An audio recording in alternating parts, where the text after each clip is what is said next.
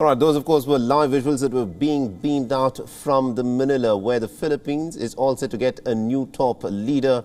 It is Marcos Jr., who's, of course, making a return to the top office in the Philippines.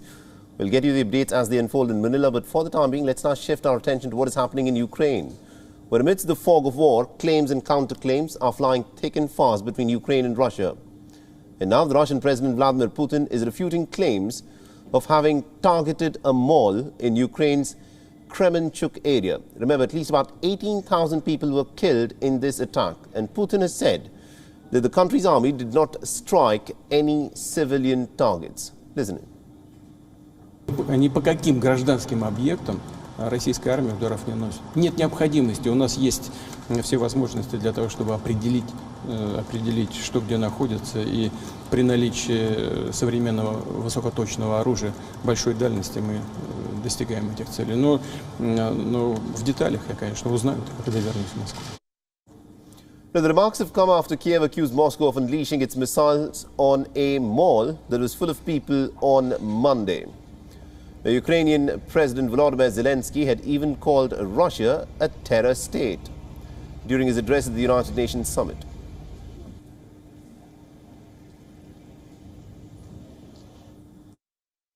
Ми маємо всі докази того, що роблять російські військові проти наших людей.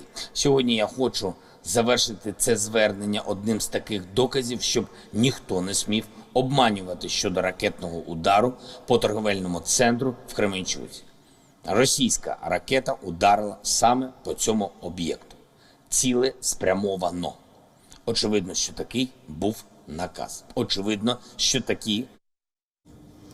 Now, the remarks made at the NATO summit seem to have irked Moscow. Russia has pressed on with its offensive in eastern Ukraine after NATO branded Moscow the biggest direct threat to Western security and has agreed to plans to modernize Kiev's beleaguered armed forces. Increased readiness and stronger.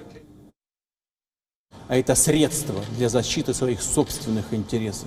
То есть руками украинцев, руками украинского народа, натовцы и ведущие страны НАТО просто хотят самоутвердиться дополнительно, утвердить свою роль в мире, подтвердить не лидерство, а свой гегемонизм в прямом смысле этого слова, свои имперские амбиции. Вот.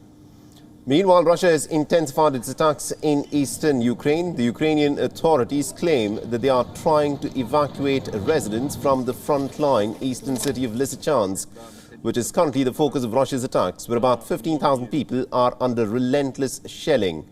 Amidst the heavy shelling, Putin has said, and I quote, Russia's special military operation in Ukraine is going according to the plan.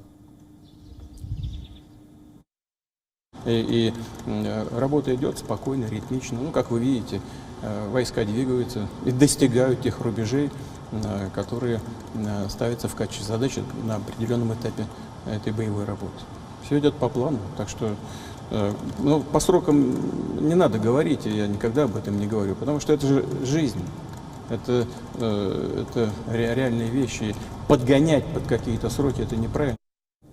Meanwhile, Ukraine on Wednesday carried out its biggest exchange of prisoners of war, securing the release of about 144 of its soldiers, including 95 who defended Mariupol steel workers. And Ukraine's military intelligence agency claims that the majority of these Ukrainians were badly wounded, suffering from gunshot shrapnel wounds, blast traumas, burns, fractured bones, and also amputated limbs.